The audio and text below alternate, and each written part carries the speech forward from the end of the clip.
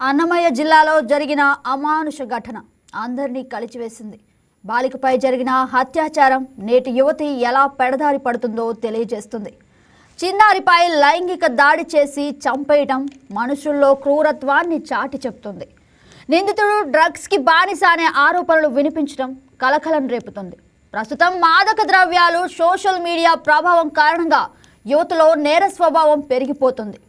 Drugs అమ్మే గ్యాంగులు, drugs వాడక దందాలతో పాటు సోషల్ మీడియాని కూడా కట్టడి చేయాల్సిన అవసరం ఉందనే మాట మళ్ళీ మళ్ళీ వినిపిస్తోంది.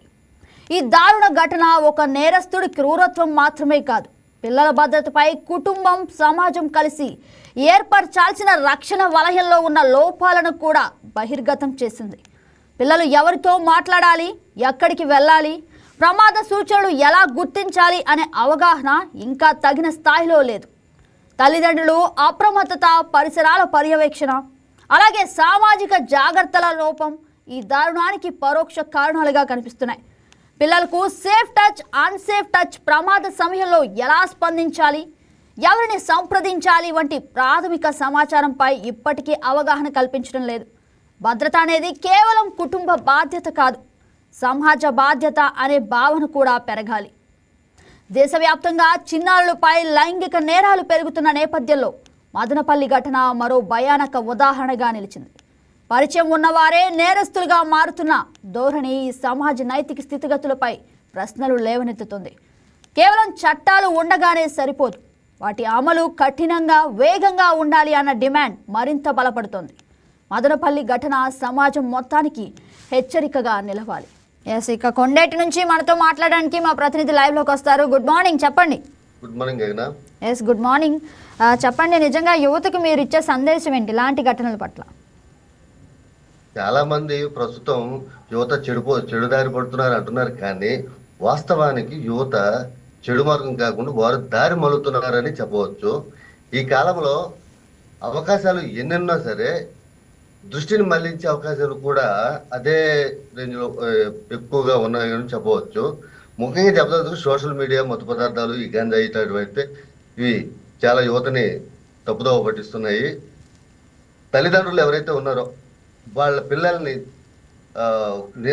ప్రతినిత్యం పర్యవేక్షించుకుంటూ వాళ్ళు ఏం చేస్తున్నారు, ఎప్పుడు వస్తున్నారు ఇంటికి, ఎప్పుడు వెళ్తున్నారు, బయటికి వెళ్ళినప్పుడు ఏం చేస్తున్నారు, ఇవన్నీ కొంచెం గమనించుకొని ఏదన్నా చిన్న చిన్న తెలిసినప్పుడు వాళ్ళని మందలించుకుంటా వాళ్ళని జాగ్రత్తగా చూసుకోగలిగితే వీటి నుంచి మనం చాలా అరికట్టవచ్చు, పిల్లల్ని కాపాడుకోవచ్చు.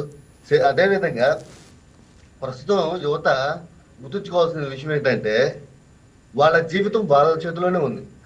వాళ్ళ జీవితం వాళ్ళు ఈ డ్రగ్స్కి అలవాటు పడిపోయి వాళ్ళే నాశనం చేసుకుంటే దానికి ఎవరు బాధ్యులు కాలేరు. వాళ్ళ జీవితానికి వాళ్ళే బాధ్యులు అవుతారు. ఖాళీ టైం ఉన్నప్పుడు వాళ్ళకి గురువులు అయితేనే కానీ, ఇంట్లో పేరెంట్స్ అయితే, స్కూల్లో టీచర్. ఎస్, మీరు ఏదైతే చెప్పారో నిజంగా టీచర్స్ రెస్పాన్సిబిలిటీ కూడా ప్రముఖ పాత్ర వహిస్తుంది ఇలాంటి విషయాల్లో. ఎందుకంటే చిన్నప్పటి నుంచి ఒక పిల్లల క్యారెక్టర్ మౌల్డ్ చేయాలంటే అది తల్లిదండ్రులకు ఎంత బాధ్యత ఉంటుందో టీచర్స్కి కూడా అంతే బాధ్యత ఉంటుంది. వాళ్ళిద్దరూ కనుక, ఆ టీచర్, ఆ పేరెంట్ కనుక ఒక అండర్స్టాండింగ్తో కనుక ఆ పిల్లల్ని సరైన మార్గంలో నడిపిస్తే ఎలాంటి గొప్ప వాళ్ళని, ఏపీజే అబ్దుల్ కలాం లాంటి వాళ్ళని మనం చూడొచ్చు. లేదంటే నిన్న జరిగిన ఘటనలో ఇలాంటి వాళ్ళను కూడా మనం చూడొచ్చు. ప్రవర్తన సరిగ్గా లేకపోతే వెంటనే దండించే పేరెంట్స్ ఎక్కడ ఉంటారో, వెంటనే యాక్షన్ తీసుకునే టీచర్స్ ఎక్కడ ఉంటారో అప్పుడే ఇలాంటి ఘటనలు మళ్ళీ రిపీట్ అవ్వకుండా ఉంటాయి. Please subscribe to YK TV Network. Please subscribe to YK TV. Please watch YK News. Don't forget to subscribe YK News channel.